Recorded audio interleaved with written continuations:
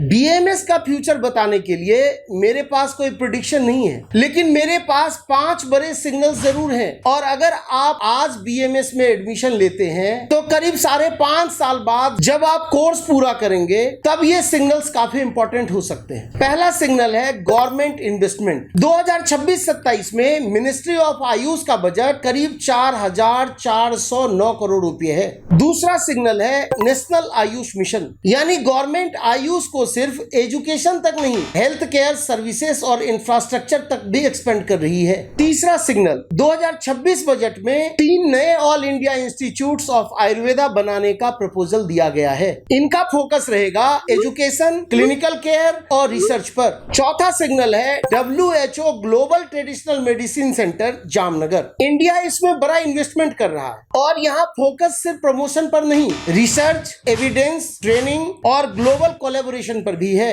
और पांचवा सिग्नल सबसे इंटरेस्टिंग है, आयुर्वेदा को हेल्थ केयर सिस्टम के साथ जहां अप्रोप्रिएट हो वहां इंटीग्रेट करने पर काम हो रहा है। DGHS में अलग आयुष वर्टिकल बनाया गया है, एविडेंस बेस्ड रिसर्च बढ़ रही है, स्टैंडर्ड ट्रीटमेंट गाइडलाइंस पर काम हुआ है और इंटीग्रेटिव मेडिसिन के एग्जाम्पल भी गवर्नमेंट हॉस्पिटल्स में दिखाई दे रहे हैं। अब इन पांचों को एक साथ देखिए, बजट, मिशन, इंस्टीट्यूट्स, रिसर्च और हेल्थ केयर इंटीग्रेशन। क्या इसका मतलब यह है कि 2035 में हर बीएमएस डॉक्टर बहुत ज्यादा कमाएगा? नहीं। क्या गवर्नमेंट जॉब गारंटीड होगी? नहीं। लेकिन ये सिग्नल्स एक बात जरूर बताते हैं, आयुष सेक्टर को ज्यादा ऑर्गेनाइज्ड, रिसर्च और इंस्टीट्यूशनल बनाया जा रहा है। इसलिए बीएमएस का फ्यूचर समझना है तो सिर्फ आज की सैलरी या आज की वैकेंसीज मत देखिए, यह भी देखिए कि जिस सेक्टर में आप अगले 5.5 साल लगाने जा रहे हैं वह सेक्टर अगले 10 साल के लिए किस डायरेक्शन में तैयार किया जा रहा है। बीएमएस का फ्यूचर सिर्फ प्रेडिक्ट मत कीजिए,